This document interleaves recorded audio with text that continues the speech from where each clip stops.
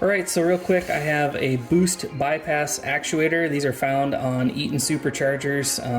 This one and this one are from a Lightning pickup, and this third one is from like a Regal GS, like a Grand Prix 3800 Chevy. Anyway, if you want to test one of these, the quick way to do that is to just push up on this rod right here and put your finger over one of these ports, and you'll notice it moves back a little bit, but not all the way. If I let go, it pops out that little extra amount. That's telling you that the diaphragm inside here is not leaking to atmosphere. It's not leaking between the two ports. That's a good way that it can fail. So again, to test the other side, I'll push up a little bit and then hold on the port and let it go, and you'll notice it was holding air.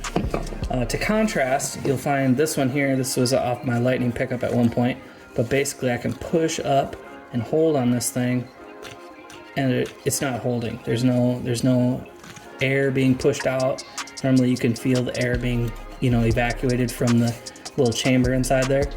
So this is somehow broke. I don't know if it is leaking through here or between the two ports. Doesn't really matter. Also, if you blow air through this, it shouldn't come out the other side. So that's just a quick way to test it. Again, so you just push up and hold one of these ports, doesn't matter which one. And if you let it go and it works, that's just indicating that it's in pretty good shape. So hope that helps you out.